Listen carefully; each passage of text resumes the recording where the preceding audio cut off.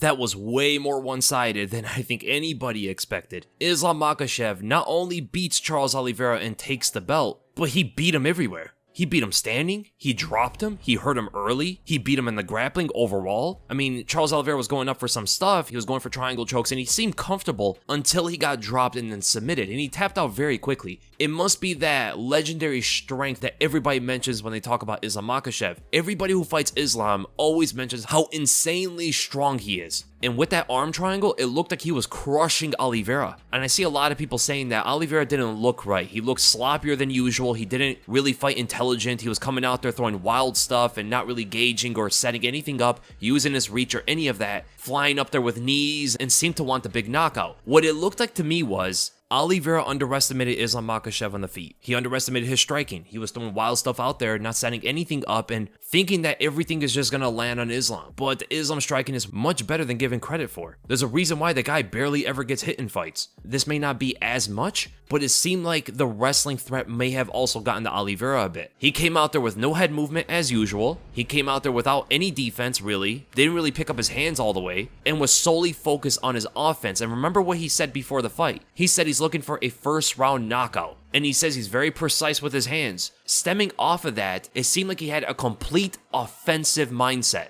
Go after Islam and knock this guy out early. And it completely backfired. You have to respect Islam Makhachev striking. The guy knocked out Gleison Tibau with one punch, so we know that he has one punch knockout power. He's also a very big guy and explosive with the way he throws punches. He's very fast out of the gates with those. He can hurt anybody in the world if he hits him correctly. And the thing about Islam is he completely respected everything about Oliveira. In the striking, he was being defensively minded, just like usual, not allowing himself to get caught. He knows that Oliveira is very dangerous on the feet, and he brings in that kind of pressure. And even on the ground, when he got on top of Oliveira in the first, he didn't go for anything crazy. He didn't get super offensive to find some big submission because he knows Oliveira is very skilled. Oliveira is a dangerous fighter no matter where the fight is. So there was a big difference in the respect for the opponent here.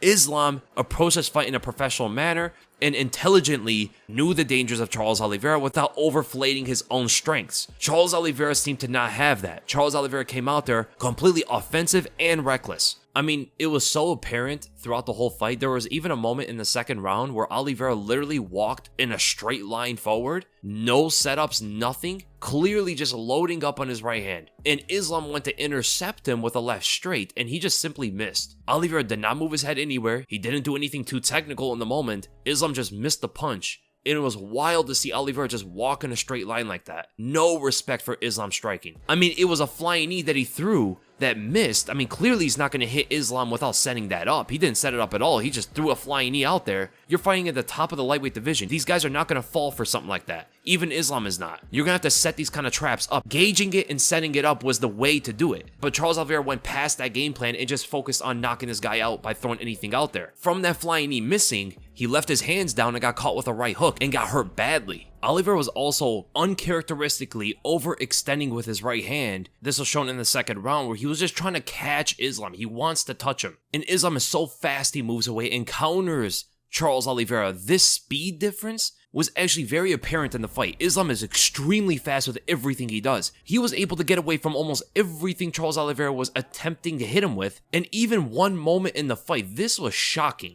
Islam is the one that overextends forward, throwing a right hook and then a left straight, switching stances. When you switch stances like this after your left straight and you don't follow up, it means that you're throwing too hard into the punch to find the big knockout, ultimately leaving yourself exposed. So he has this big forward trajectory with his attack. Oliveira actually moves away from the punches and takes the outside foot step, getting his lead foot on the outside of Islam's so he could line up and counter Islam with his right straight. And Islam was too fast. Islam got out of range so quickly that Oliveira knew he had to abandon the right hand. Look how close they are, and now look at the distance after Islam moves away. There's a little bit more distance in between them, and that shows how fast Islam was able to get away from Oliveira. This offensive mindset from Oliveira also showed in the clinch, where he actually gave up a very important position, where he actually had Islam up against the cage. This is one of the best positions he wants in the fight, but he tried to land an elbow instead of controlling Islam. He focused on hitting him. I gotta hit this guy. Islam uses that opportunity to get the underhook and now control Oliveira as he turns him into the fence.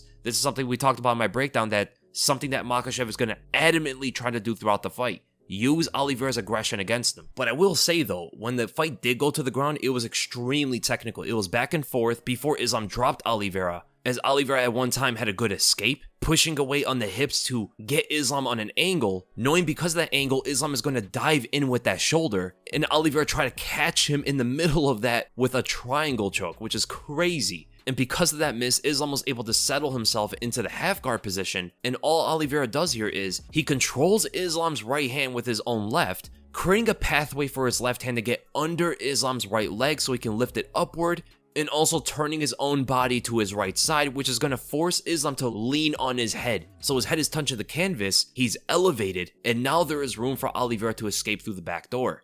But it's Islam that actually tries to abort the position completely as Oliveira starts to attack the leg. This is the respect we're talking about here. Makhachev knows the danger that Oliveira presents, and he addresses it accordingly, and he had to do that. That is the reason also why Oliveira was able to stand up. Great escape from Oliveira, man, and he was able to get the guard where most opponents are not able to do so when Islam gets on top of you. And you know the viral move that was going around that Oliveira hit on his training partner? He hit that outside trip and threw his training partner over? Well, Islam actually hit that on Oliveira, which is pretty ironic, but for the most part, it was pretty back and forth. Oliveira even had an up kick in there that Islam took very well. I mean, it was a flush up kick that looked like it could rock anybody. But at the end of the day, Islam Makhachev showed to be the superior fighter. There wasn't too much technique in the fight, especially when it came to the stand-up. Something's on Islam's part for sure.